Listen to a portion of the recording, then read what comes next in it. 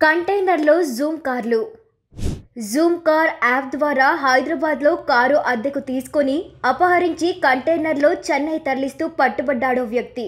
పోలీసులు జీపీఎస్ సహాయంతో ప్రకాశం జిల్లాలోని కంటైనర్ను, అందులోని 3 కార్లను గుర్తించి స్వాధీనం చేసుకున్నారు. హైదరాబాద్లో చిట్టిప్రోలు ఉత్తేజ్ జూమ్ కార్ ద్వారా కార్లను రోజువారీ అద్దెకు ఇస్తూ ఉంటాడు. గులాం మొహమ్మద్ రావత్ అనే వ్యక్తి కారును రోజుకు 2000 చొప్పున అద్దెకు తీసుకున్నాడు. తర్వాత ఫోను స్విచ్ ఆఫ్ చేశాడు.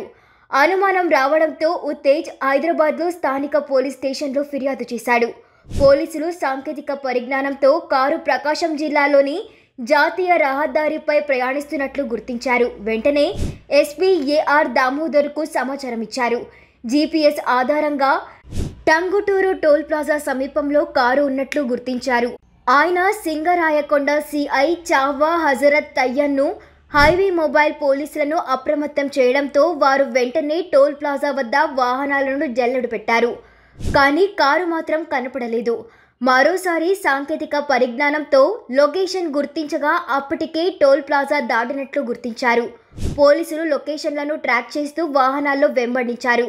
బెట్రకొండ ఫ్లైఓవర్ వద్దకు వెళ్లేసరికి కారు అక్కడే ఉన్నట్టు చూపిస్తున్న రహదారిపై మాత్రం కనిపించలేదు. జీపీఎస్ చూపుతున్న లొకేషన్లో కంటైనర్ ఉండటంతో పోలీసులు దాన్ని ఆపారు. కంటైనర్ డోర్లు తీసి చూసి ఆశ్చర్యపోయారు. అందులో నంబర్ ప్లేట్లు మార్చిన థార్ వాహనంతో పాటు మరో 2 కార్లు ఉన్నాయి. 3 కార్లను, కంటైనర్లను సర్కిల్ కార్యాలయానికి తరలించామని కేసు నమోదు చేసి దర్యాప్తు చేస్తున్నట్లు సిఐ హజరత్ తయ్య తెలిపారు.